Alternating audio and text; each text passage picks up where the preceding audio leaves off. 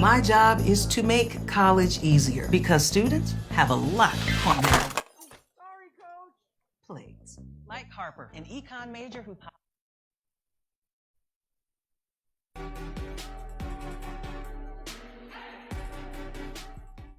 dalam menjalankan tugas dan fungsi selama periode 2009.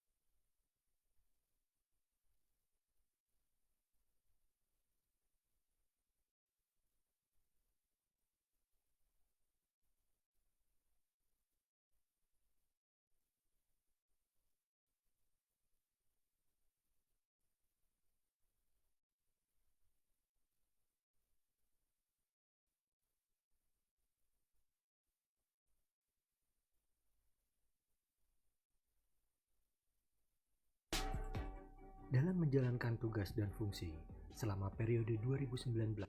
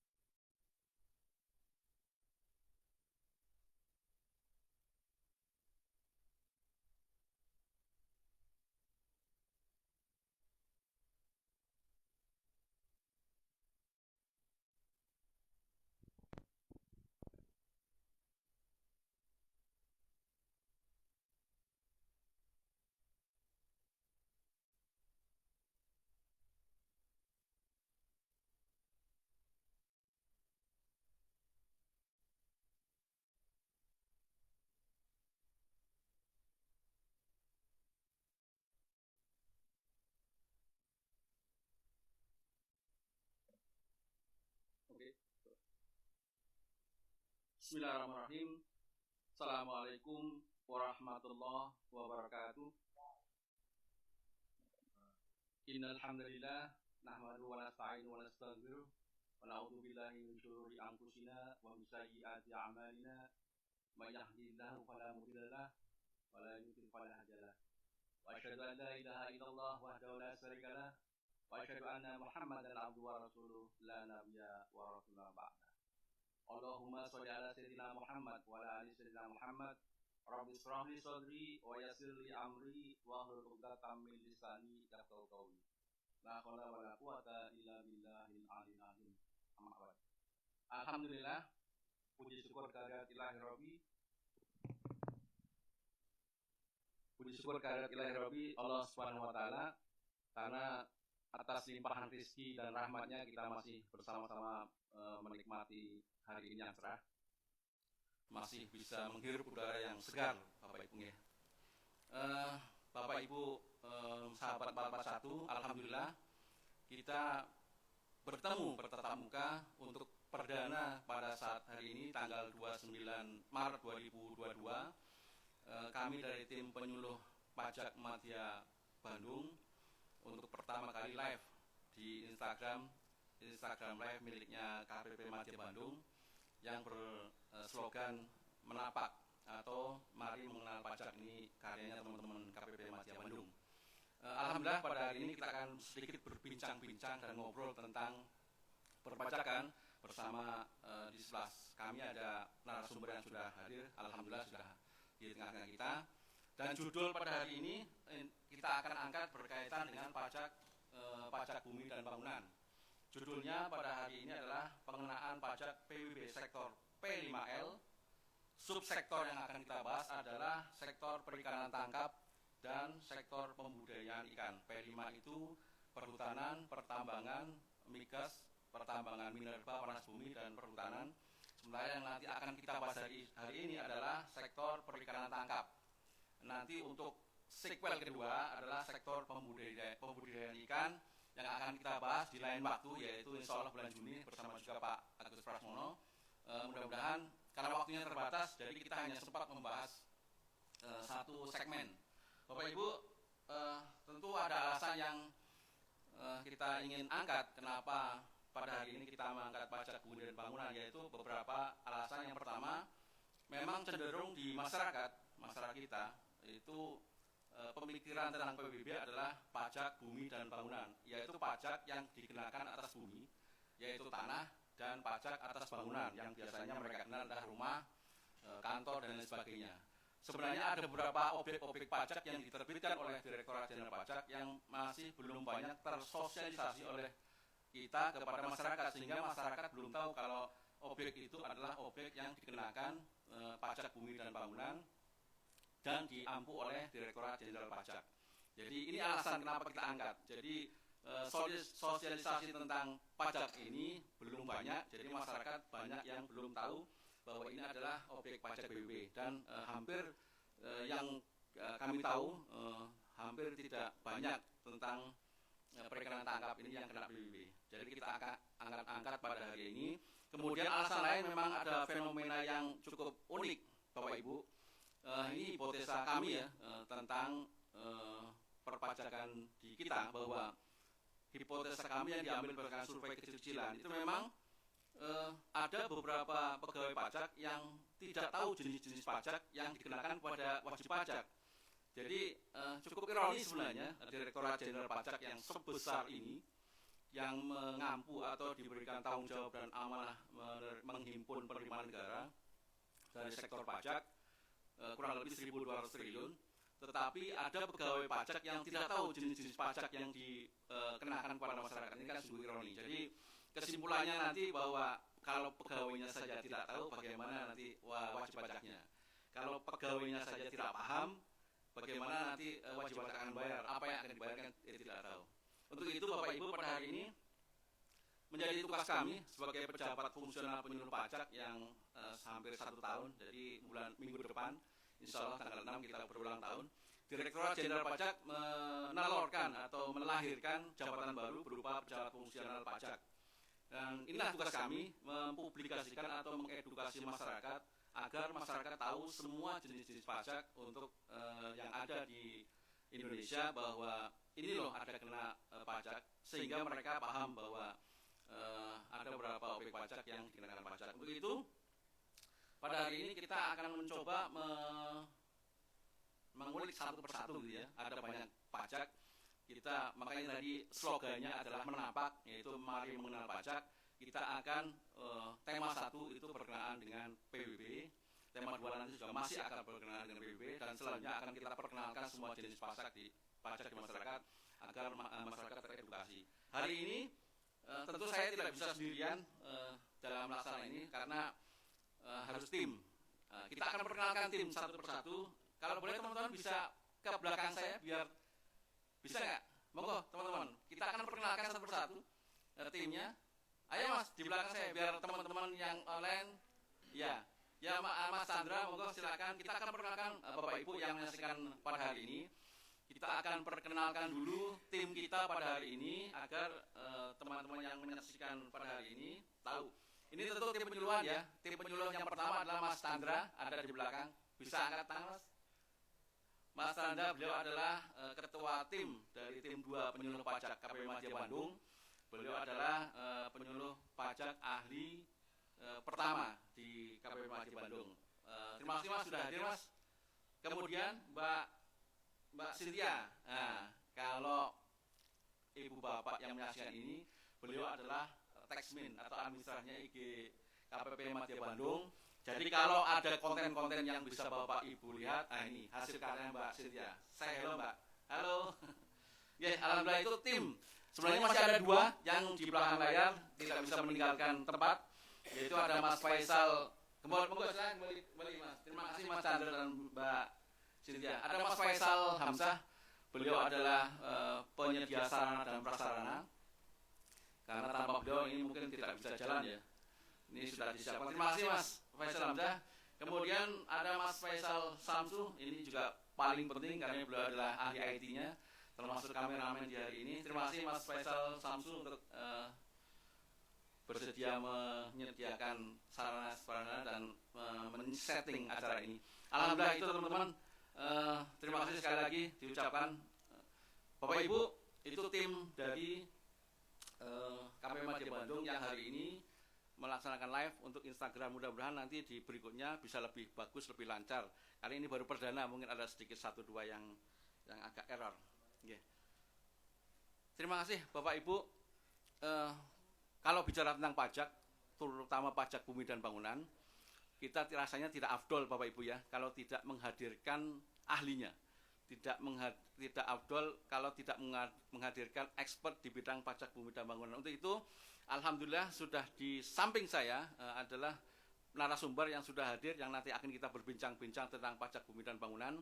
Beliau saya perkenalkan Pak Agus Prasmono.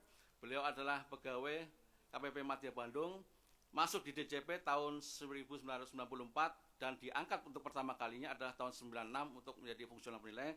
Sampai dengan sekarang, beliau adalah asisten penilai apa ya? Masuk di KPP Madya Bandung sekitar 1 Oktober 2021. Selamat siang Pak Agus. Selamat siang Pak. Ya, alhamdulillah sehat Pak ya. Alhamdulillah sehat. Alhamdulillah kita nanti ngobrol-ngobrol Pak tentang pajak bumi dan bangunan yang mungkin sedikit dilupakan oleh masyarakat karena masyarakat tahunya adalah PBB itu pedesaan dan perkotaan yang biasa diterima setiap tahunnya itu seperti 1 lembar warna orange Pak ya. Betul, gitu. betul. Tapi sebelum itu Pak, kita akan ada break dulu sebentar, ada pesan dan kesan dari Pak Dirjen Pajak. Monggo teman-teman bisa disampaikan untuk videonya.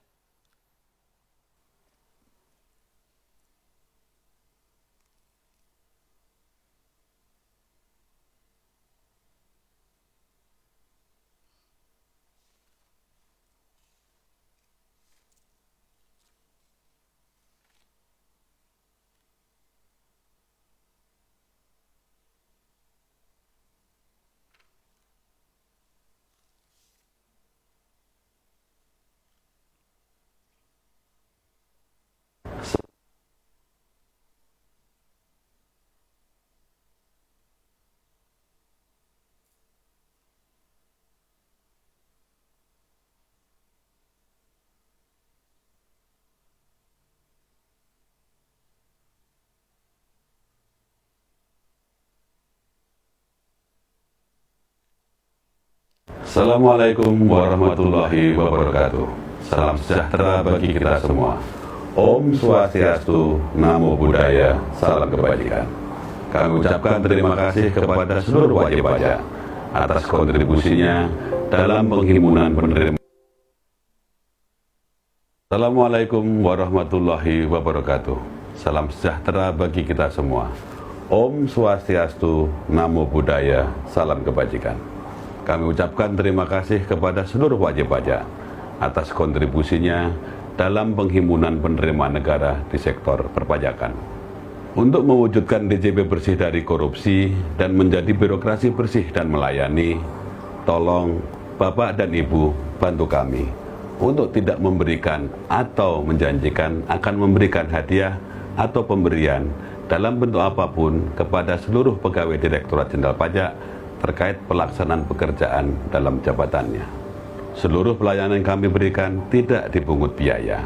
Apabila Bapak dan Ibu menemukan pegawai Direktorat Jenderal Pajak yang masih meminta atau menerima barang, uang, fasilitas, atau apapun dari wajib pajak, agar segera melaporkannya melalui saluran pengaduan resmi Direktorat Jenderal Pajak, Kering Pajak 1500-200. Semoga Allah Subhanahu wa Ta'ala memberikan kekuatan kepada kita semua, bersatu bersama-sama menghimpun penerimaan pajak untuk pembangunan Indonesia tercinta. Pajak kuat, Indonesia maju. Assalamualaikum warahmatullahi wabarakatuh.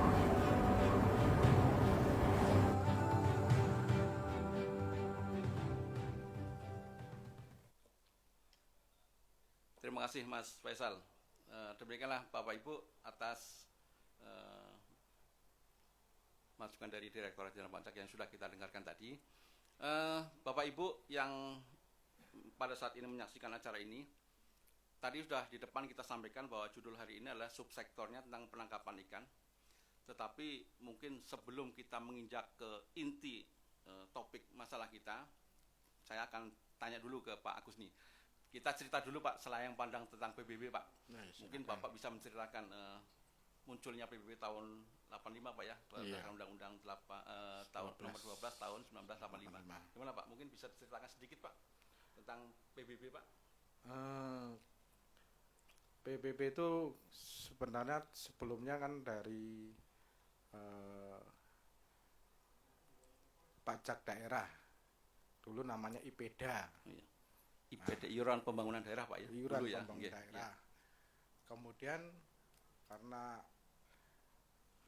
menjadi pajak pusat maka dikeluarkanlah Undang-Undang nomor 12 tahun 1985. Dan muncullah kemudian pajak bumi dan bangunan. Nah, di sini yang dikelola atau jadi objek pajaknya adalah bumi dan atau bangunan. Ya. Bumi itu tanahnya Pak ya? Ya, bumi itu nggak hanya tanah sebenarnya yang dijelaskan di Undang-Undang ya. Nomor 12 itu. Jadi tanah beserta kandungan di dalamnya. Oh iya. Termasuk di bawahnya Pak ya? Di bawahnya. Ya. Dan bumi itu nggak hanya terdiri dari nggak hanya tanah, laut pun juga udah termasuk bumi. Termasuk objek juga Pak ya? Iya. Jadi laut dan juga seisinya gitu. Seisinya. Dan yang ada di dalamnya itu juga jadi objek PBB. Ya. Sementara bangunan adalah konstruksi teknis yang tertanam atau melekat di dalam tanah ataupun lautan. Ya. Nah, itulah yang jadi objek bangunan. Ya. Jadi seperti apa rumah gitu Pak ya? Pabrik, kalau di tanah itu mungkin rumah, udah jelas lah kelihatan ya. Rumah, pabrik, gudang, gedung perkantoran dan seterusnya. Ya. Kalau di lautan itu bisa semacam keramba, nah itu juga dikenakan itu objeknya itu dianggap sebagai bangunan. Oke, konstruksi terus, teknis ya. Nah sekarang lebih berkembang lagi pipa bawah tanah, bawah laut. Oh iya. Nah itu juga karena konstruksinya kan tertanam di bawah laut. Nah itu juga masuk kategori objek juga ya Pak ya. Bangunan. Ya. Tapi itu mungkin baru ya. Ya itu yang PMK baru ya. setelah dikembangkan. Waktu itu mungkin ada sektor PBB ada 5 itu ya kalau nggak salah, ingat saya ya, ada pedesaan perkotaan gitu ya. Iya dulu mah ini kalau dulu sektornya tuh perkotaan, perdesaan dan perhutanan, perkebunan, pertambangan dan waktu itu ya. Ada 5 kalau nggak salah ya. Sektor, betul Iya. Pak. Pak Indra. Jadi yang dikenal masyarakat, yang dikenal masyarakat itu pedesaan perkotaan itu, Pak. Ya, Ya. yang selama ini dikenal adalah pedesaan perkotaan. Itu pajak rumah lah istilahnya kalau orang masyarakat. Nah, kemudian muncul tahun 2000 berapa itu Pak, muncul undang-undang PDRT yang di situ dimunculkan bahwa pedesaan perkotaan harus sudah diserahkan ke teman-teman Pemda gitu Pak nggih.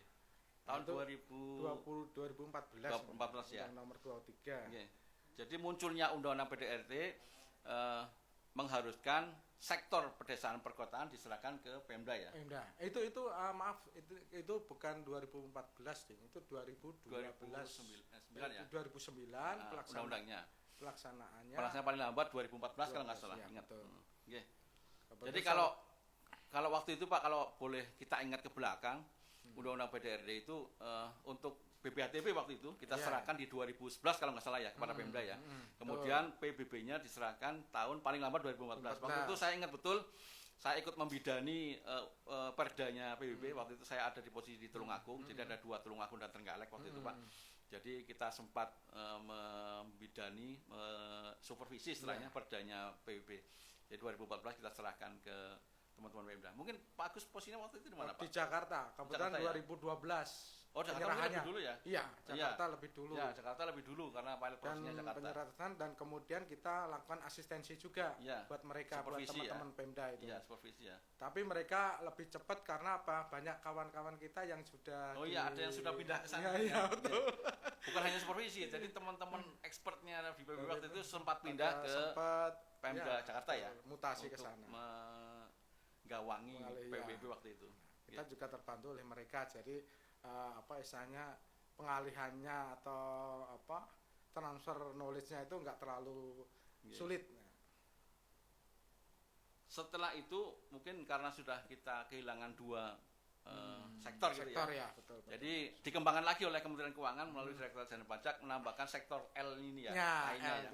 Jadi kalau seingat saya itu muncul di tahun 2014 ya PMK. Betul, PMK Undang-Undang Nomor 23. Mungkin Pak Agus sudah ceritakan PMK 139 nih. Ya, mungkin di dasar-dasarnya kelihatan saya banyak sekali. Dasar hukumnya Pak. Dasar hukumnya ada 13 ya Pak. Iya, memang saya lihat satu persatu agak banyak dasar hukum yang menyebabkan muncul sektor lainnya karena pedesaan dan perkotaan sudah diserahkan ke teman-teman Pemda. Kemudian maka muncullah objek-objek lain. Kira-kira objeknya apa aja Pak? Jadi ini kaitannya dengan dengan lembaga atau kementerian terkait ya. Terutama Kementerian Kelautan dan Perikanan. Oh iya. Karena di situ yang kita coba sasar itu objeknya adalah kegiatan ekonomi yang terjadi di wilayah kita ya. Offshore-nya. Jadi lepas pantai, lepas laut. Nah, ini kan sering tidak terkontrol nih Pak Indra. Iya. Jadi disinilah makanya pemerintah melalui Direktorat Jenderal Pajak mengeluarkan semacam PMK ya. Yang menentukan klasifikasi NJOP untuk pengenalan pajak bumi bangunan. Dan memunculkan objek baru ya. Nah, objek baru ini yang nanti akan kita bahas Bapak Ibu. Nanti akan kita bahas lebih detail tentang objek baru yang muncul yang nanti masyarakat harus tahu supaya bisa tercerdaskan gitu Pak ya. Betul. Jadi itu munculnya PMK baru menyebabkan adanya beberapa objek. Tentunya mungkin bisa kita sampaikan ada beberapa latar belakang ya tentang kepastian hukumnya. Tentu ada undang-undang PBB dan undang-undang PDRT. Tentunya ada penguatan hukumnya ya, ada peraturan Menteri Keuangan ini yang 139 tahun 2014. Kemudian ada simplifikasi regulasi, yaitu ada penggabungan PMK dan penggabungan Perdirjen. Kemudian yang paling utama adalah meningkatkan pelayanan kepada wajib pajak tentang pengaturan yang lebih objektif dan kemudahan dalam pemenuhan kewajiban perpajakan. Jadi Bapak Ibu, munculnya PMK ini ada latar belakangnya dan sudah dimunculkan tahun 2014, tetapi sampai sekarang pun masyarakat banyak yang belum tahu, termasuk teman-teman kita. Ini kewajiban kita untuk menyampaikan ke masyarakat dan teman kita bahwa ada objek baru yang oleh DJP dikenakan pajak. Kemudian Pak, mungkin bisa dijelaskan sedikit tentang objek usaha perikanan tangkap ini yang kita bahas mudah mulai ini.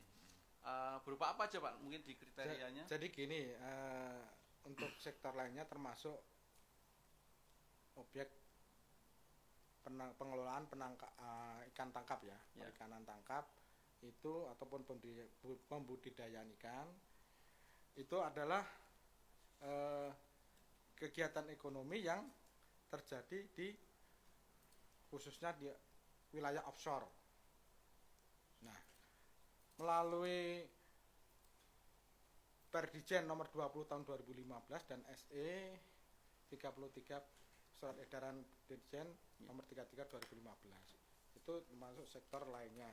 Nah, di sini banyak dasar hukumnya, itu ada 13 dasar hukum, mungkin nggak bisa saya baca satu persatu ya. Waktunya kita Pak. Langsung aja ya. Jadi yang dimaksud oleh Perdijen nomor 20 ini yaitu bumi berupa perarian lepas pantai yang digunakan untuk ada 6 kegiatan yaitu usaha perikanan tangkap yang nanti kita bahas Pak ya. Jadi usaha pembudidayaan ikan, jaringan pipa, jaringan kabel telekomunikasi, jaringan kabel listrik ataupun ruas jalan tol. Bangunannya itu yaitu yang disebut bangunan yaitu berupa konstruksi teknis yang ditanam atau melekat secara tetap pada bumi sebagai dimaksud pada huruf A, yaitu bumi itu kalau di sini adalah laut. Oh, jadi kriteria objek PB tadi sudah dijelaskan Pak Agus ya, bahwa bumi itu tadi tanah. Ya. Ternyata di tanah sini dan laut. Diluaskan lagi kriterianya adalah perarian lepas pantai Pak ya. Itu juga masuk hitungan ke bumi. Betul. Ya, berarti yang dikenakan PB tadi nanti adalah perairan lepas pantainya gitu Pak ya. Jadi kemudian bangunannya juga konstruksi teknis sama, mungkin ini sekitar kalau boleh dianalogikan adalah kayak kapal gitu Pak ya, konstruksi tekniknya. Jadi gini, kalau untuk perhitungannya itu kapal termasuk kapal itu karena dia salah satu item untuk penghitungan NJOP-nya. NJOP PBB-nya ya. Tapi yang dikenakan objeknya itu bukan kapalnya, tapi itu adalah wilayah atau keluasan tangkapannya gitu ya. Wilayah penangkapan ikan, terus kemudian kalau dia bangunan, dia yang melekat di laut atau dasar laut. Nah, itu. Jadi kalau sahabat 441 kalau tidak salah saya tangkap gitu ya. Kapal ini objeknya, tetapi cara perhitungannya adalah kemampuan kapal itu menangkap. Jadi radius kapal itu menangkap berapa meter persegi, dari itulah yang dijadikan luas bumi Pak ya, kalau nggak salah. Gitu. Jadi sebenarnya objeknya kapal, cuman cara perhitungannya adalah luas penangkapannya, arealnya, begitu Pak ya? Kalau nggak salah. Jadi mungkin bisa saya tambahkan Pak Indra ya. Siap. Jadi kita biasanya kalau kita bicara masalah PBB, pajak bumi dan bangunan, kita udah tahu objeknya tanah dan bangunan. Tanahnya yang mana, lokasinya di mana? Ini, di jalan ini, alamatnya ini. Nah kalau laut gimana? Tangkap ikan. Nah ternyata menurut Kepmen KP ya, Kepmen KP nomor berapa itu? Kepmen KP saya enggak. Oh iya ada di. Ada Kepmen KP. Jadi dari Kementerian Kelautan dan Perikanan itu ditetapkan Permen nomor 18 ya. Ya. Yang wilayah pengelolaan perikanan negara. Betul. Ini nanti akan ke sana Pak, jangan dulu dibahas. Oh gitu. Nanti itu ada lagi. Karena melibatkan nanti ya, boleh silakan. Terus, jadi teman-teman sahabat 441 kita jelaskan lagi bahwa munculnya PMK 139 tadi memunculkan ada 10 objek pajak PBB. Jadi sedikit saya jelaskan bahwa yang pertama adalah perkebunan, seperti sama dengan yang dulu, perkebunan, perhutanan. Pertambangan ada 3 dibagi, pertambangan minyak bumi dan gas, pertambangan panas bumi, dan pertambangan mineral. Jadi ini 5, yang tadinya cuma 1 dijadikan 3 menjadi 5 sektor 5P.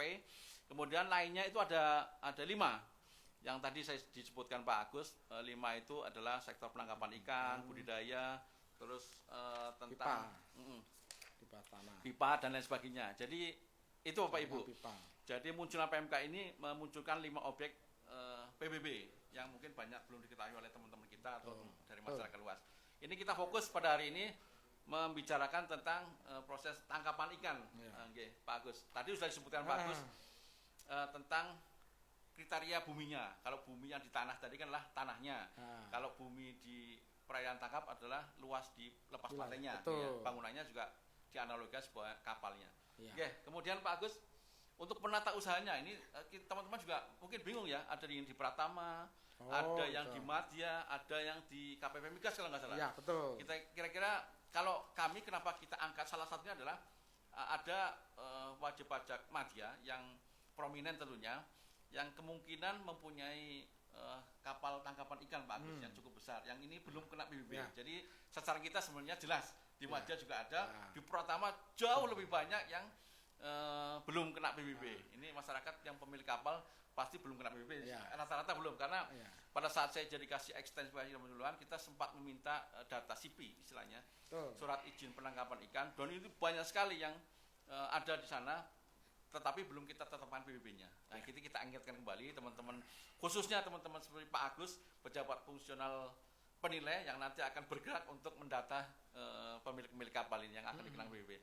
Kira-kira begitu Pak Agus. Kira-kira yang menata usahakan PBB-nya siapa aja Pak? Jadi gini, ini ada dua ya, kalau penata usahaan sektor perikanan tangkap sama budidaya ikan, itu yang menata usahakan adalah KPP Pratama, tempat BP terdaftar. Jadi gini, contohnya kita ilustrasikan, dia wilayah penangkapan ikannya di Samudra Indonesia, tapi WP terdaftarnya ada di Madya. Atau di Pratama. Nah, itu miliknya Pratama berarti ya? Berarti pengelolaan PBB-nya adalah Madya atau Jadi Pratama. Yang wajib memberikan SPOP, selain nanti kita jelaskan SPOP, betul. Itu dari KPP Madya Bandung misalnya kalau Yang jelas bukan terdaftar di KPP Migas, kecuali kalau dia di KPP Migas. Ini khusus untuk ikan tangkap dan budidaya ikan ya. Nah, untuk yang lainnya seperti jaringan pipa, kemudian kabel telekomunikasi, kemudian ruas jalan tol, itu semua di KPP Migas. Karena kecuali kalau dia terdaftarnya di KPP Pratama atau Madya ya. Jadi yang jelas untuk offshore, karena dia luas wilayahnya kan nggak terbatas seluruh Nusantara ini. Nah, itu yang menata usahakan adalah KPP Migas sesuai dengan PMK 206 tahun 2014, yang mana di situ kan ada penunjukan KPP Migas. Salah satunya mungkin di sini boleh bisa saya bacakan, Kanwil DCPP besar, Kanwil DCP Jakarta khusus memiliki tusi mengadministrasikan PPP minyak dan gas bumi, area offshore dan tubuh bumi.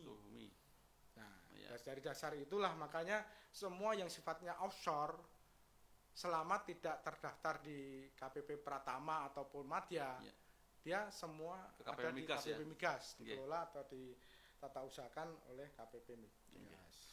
Jadi sahabat 441 bisa sedikit kita clearkan bahwa kalau masyarakat biasa yang terdaftar di masyarakat di kecamatan dan kelurahan itu masuk ke kategori pengelolanya adalah KPP Pratama Pak Agus. Dan itu KPP Pratama yang nanti wajib untuk mendata teman-teman pemilik CP ini Pak Agus ya.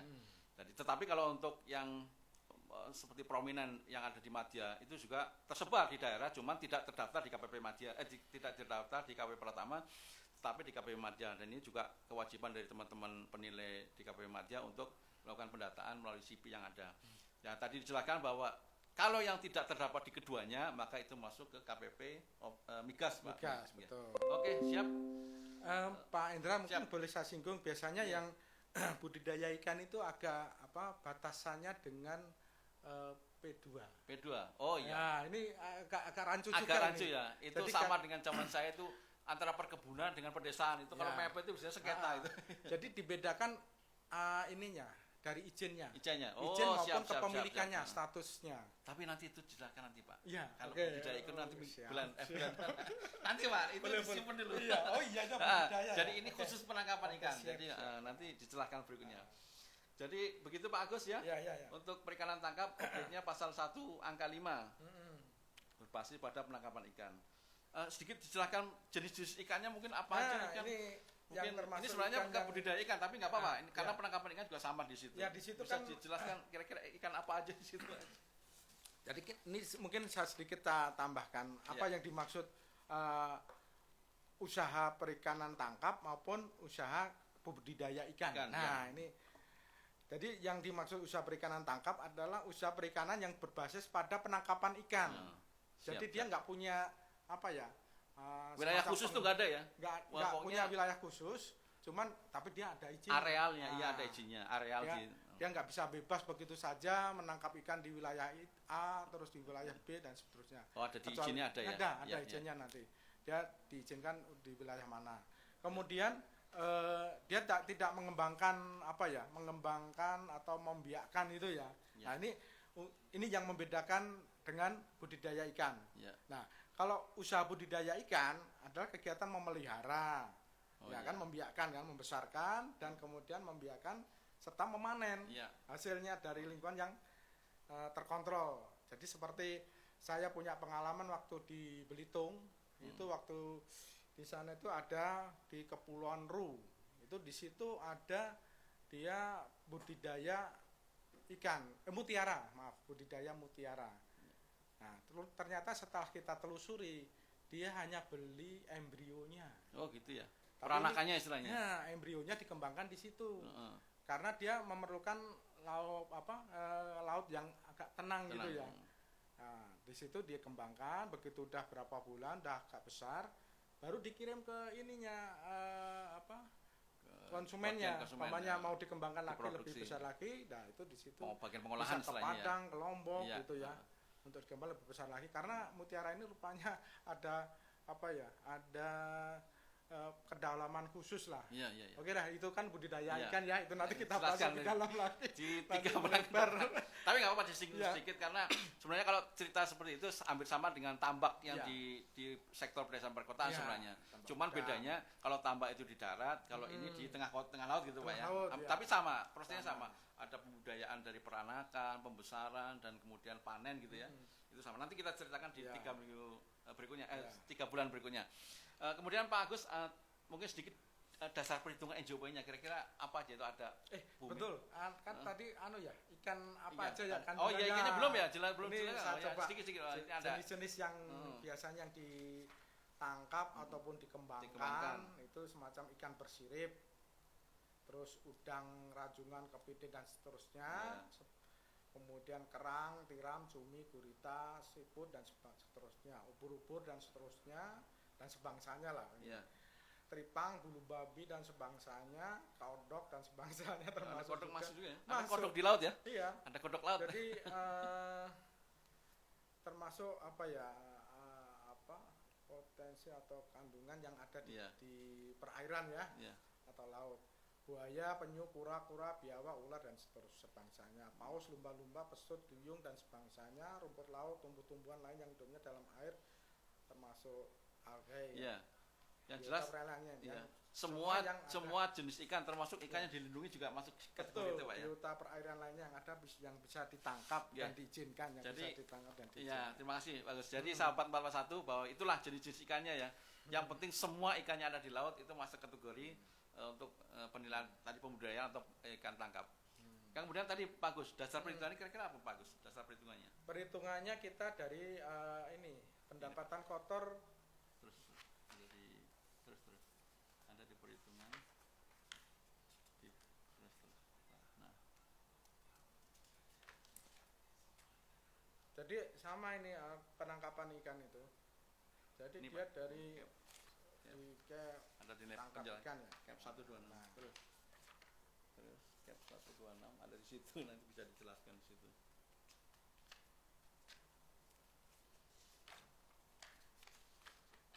Sebelum ini Pak, nah nanti jelaskan ini. Atau ini Pak, mungkin bisa jelaskan sedikit Pak. Nilai bumi per meter persegi. Jadi teman-teman, untuk menilai NJOP PBB sektor tangkapan ikan itu ada beberapa kriteria. Beda sedikit dengan yang di pedesaan perkotaan. Kalau di pedesaan perkotaan itu kan luas bumi atau luas tanahnya berapa meter persegi dikali NJOP per meter persegi, kemudian nilai bangunan per meter persegi dikali dengan luasnya, kemudian dijumlahkan, dikurangi dengan NJOP TKP kalau dulu, kemudian ketemu dikalikan dengan tarif. Kalau dengan penangkapan ikan itu agak sedikit berbeda perhitungannya. Seperti nilai bumi per meter persegi untuk usaha perikanan tangkap, kemudian ada rasio biaya produksi untuk usaha perikanan tangkap Kemudian ada angka kapitalisasi. Nah, ini yang agak berbeda dengan pedesaan perkotaan. Ada bagus. Jadi kalau saya baca gini kayaknya malah bingung ya. Bingung ya? Ini langsung aja. Kira-kira ya. apa? Jadi gini. Rinciannya kira-kira apa Jadi untuk gambaran kecilnya kalau aja? secara ini perhitungannya kita pertama wilayah ini ya, wilayah pengelolaan perikanan ya, penangkapan ikan. Nama yang disingkat WPP ya, wilayah pengelolaan penangkapan ikan. Nah, di situ dibagi menjadi beberapa wilayah. Kalau nggak salah ada 11 wilayah lah di NKRI itu. Di wilayah Nusantara itu dibagi menjadi 11 wilayah pengelolaan penangkapan ikan. Nah, di situ masing-masing wilayah ada areanya per meter area keluasan area berapa meter persegi. Nah, di situ untuk keluasan. Kemudian untuk perhitungan selanjutnya dia dari hasil produksi. Hasil produksi itu dari berapa tangkapan ikannya, berapa ton gitu ya. Kapasitasnya kapal itu berapa ton. Nah, tinggal dikalikan kapalnya, jumlah kapalnya. Nah, kemudian dari jumlah kapal tersebut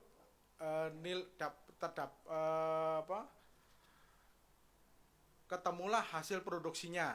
Nah, termasuk harga jenis ikannya, Pak ya? Ya, termasuk ikannya jenis apa, terus harganya. nanti dirinci, Pak. Untuk kapitalisasinya. Ikannya tuh ikan apa aja yang di ini. Nah, yang ditangkap gitu ya. Nah, harganya per ekor berapa atau per kilogram berapa atau per ton berapa kan itu. Iya. Nah, harga tangkapan ikan itu. Baru dikalikan dengan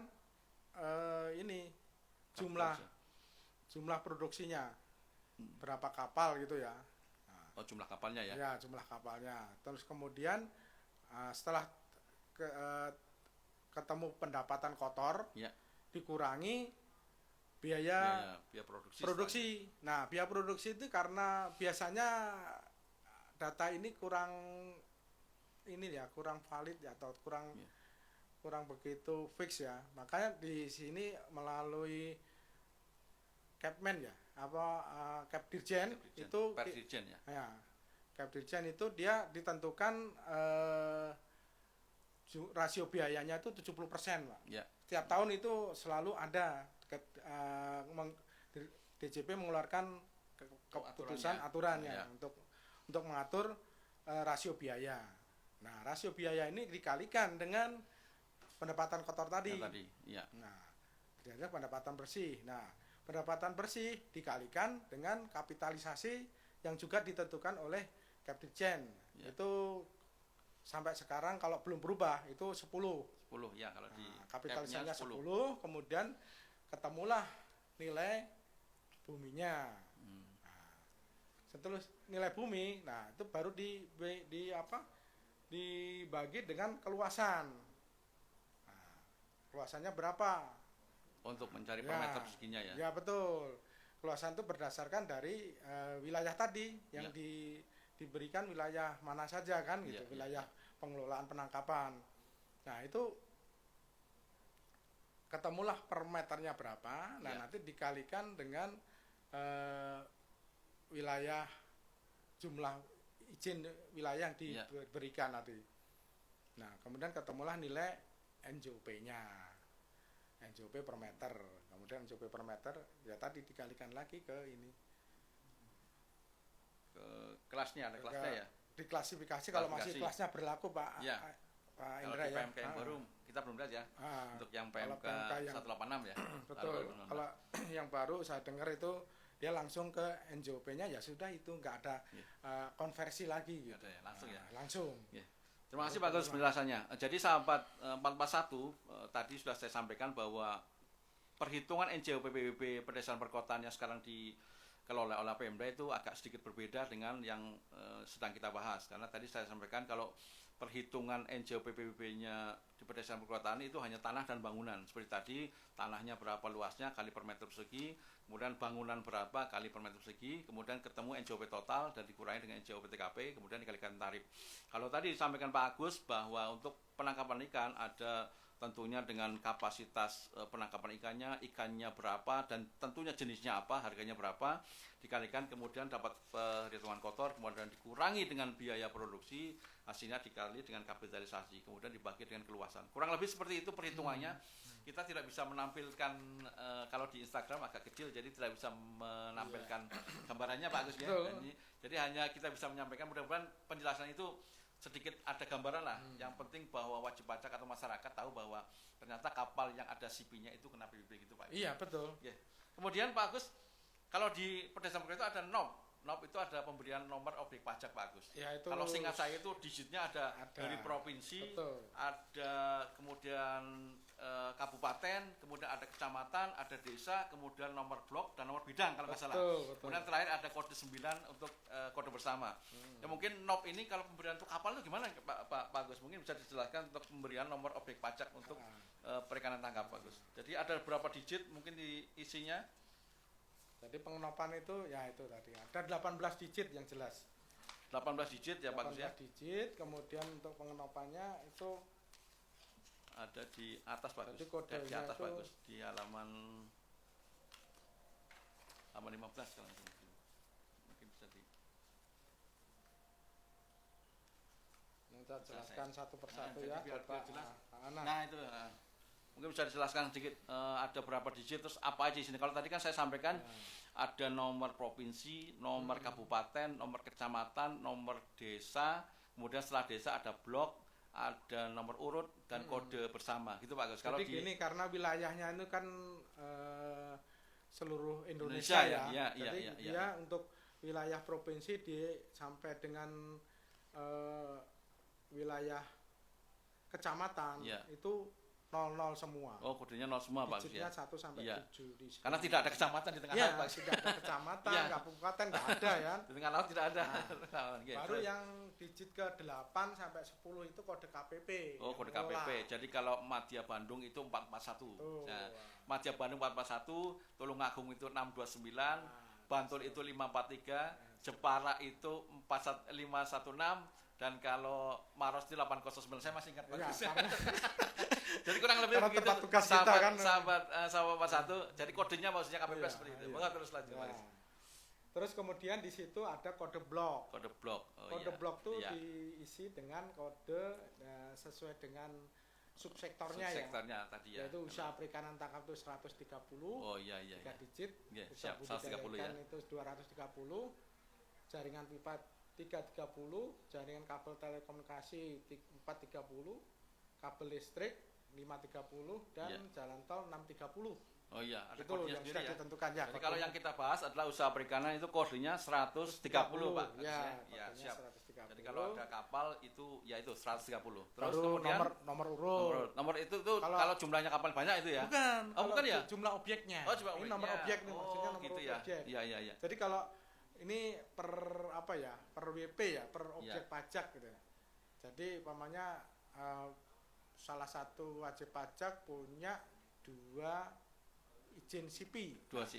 Surat izin penangkapan ikan CP. Kita untuk memisahkan ini tuh dari CP-nya, Pak. Oh, gitu ya. Jadi masing-masing CP itu dapat nomor sendiri. Nomor sendiri. Iya. Oh, iya, siap. Itu nomor objek bangunan, nomor objek pajak. Objek pajaknya. Jadi yang nomor itu adalah nomor objek pajak. Oh, seperti itu. Baru kodenya, yang terakhir adalah kode. Kode ini diisi kode sektor lainnya. Subsektor lainnya itu kodenya, kode sektor lainnya. Jadi di sini kodenya 4. Oh iya. Karena P3 itu kan udah ada ya, perkebunan, perhutanan dan pertambangan, yang 4 itu lainnya. Itu menandakan dia sektor lainnya. Ya, begitu sahabat 41. Jadi bedanya dengan yang di Perdesaan Perkotaan, kalau tadi saya sampaikan ada provinsi dan sebagainya, kalau di sini ada penjelasan tentang ada kode KPP, ada kode sektornya, dan ada kode tadi usaha perikanan tangkap itu 130. Jadi kurang lebih seperti itu. Jadi sangat berbeda dengan Perdesaan Perkotaan. Kemudian Pak Agus, ini masih sebentar lagi ya, waktunya cukup. Masih cukup lah untuk sampai terakhir. Bagaimana teman-teman, ada profilnya tidak bisa disampaikan ya? Ini ada break sedikit, mungkin sebenarnya ada disampaikan profilnya, cuman ada terkendala. Bisa? Nggih. Ini ada break sedikit sebentar teman-teman, bahwa kami akan menyampaikan profil KPP Madya Bandung, dan kami ingin menyampaikan mohon dukungan dari para pemirsa, para stakeholder, masyarakat semua, bahwa KPP Madya Bandung sedang giat-giatnya mengajukan istilahnya ZI WBBM di tahun 2022. Kita minta dukungan masyarakat, kita minta dukungan stakeholder agar di tahun ini kita bisa mencapai gelar ZI WBBM untuk KPP Madya Bandung. Dan ini profilnya teman-teman atau sahabat 441 bisa kita saksikan. Mudah-mudahan tahun ini impian untuk mendapatkan status ZI WBBM tercapai. Amin. Tahun ini. Insya Allah amin. Monggo silakan Mas Faisal untuk menampilkan profil.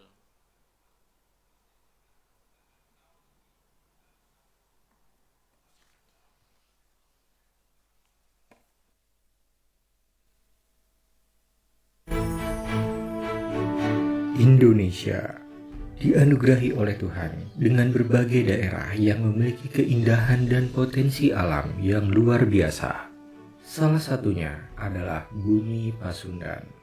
Terletak di kawasan yang strategis, dikelilingi oleh pegunungan, tanah yang subur, dan berbagai kekayaan alam lainnya, menjadikan Bumi Pasundan sebagai salah satu destinasi wisata dan investasi dari berbagai kawasan di Nusantara maupun di dunia.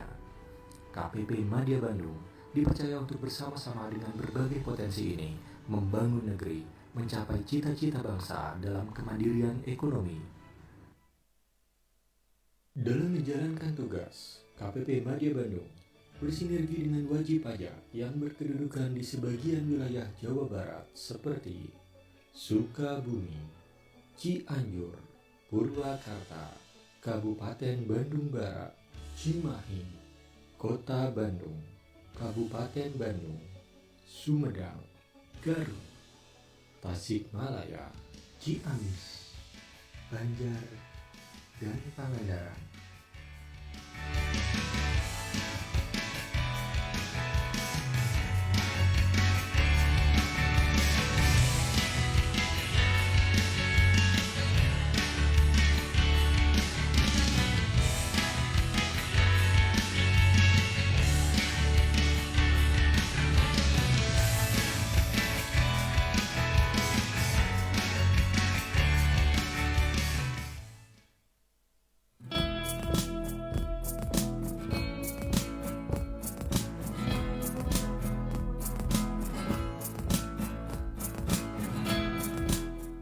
Dan dalam situasi pandemi COVID-19 ini, KPP Madya Bandung berkomitmen untuk terus memberikan dukungan dalam upaya pemerintah untuk mencegah penyebaran virus corona melalui berbagai protokol kesehatan yang telah ditentukan, seperti pemeriksaan suhu tubuh, kewajiban mencuci tangan, dan pembatasan jumlah kunjungan tatap muka melalui aplikasi Kunjung Pajak.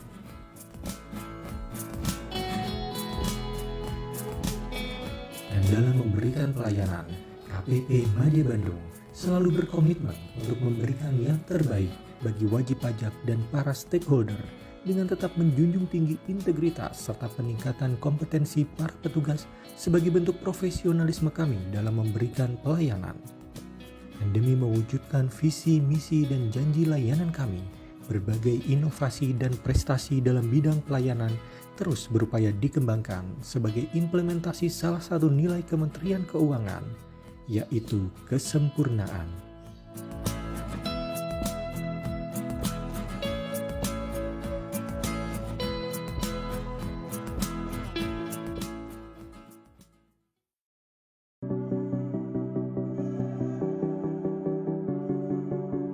Untuk meningkatkan kinerja, KPP Madya Bandung terus berupaya mengembangkan berbagai inovasi dan gagasan demi tercapainya tujuan organisasi.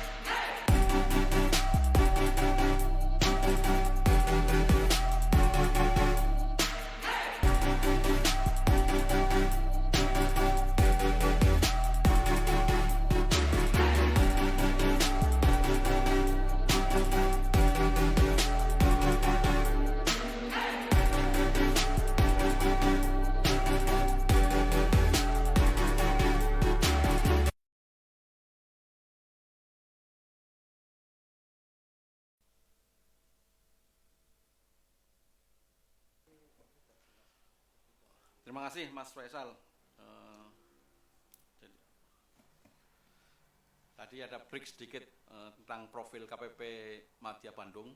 Sekali lagi, dalam rangka SETI WPPM di tahun 2022, kami KPP Madya Bandung memohon dukungannya kepada masyarakat, khususnya stakeholder dan masyarakat di KPP Madya Bandung untuk mendukung kami agar pada tahun ini, insya Allah mudah-mudahan kita bisa meraih gelar SETI WPPM. Insya Allah Pak Agus ya. Amin. Yeah.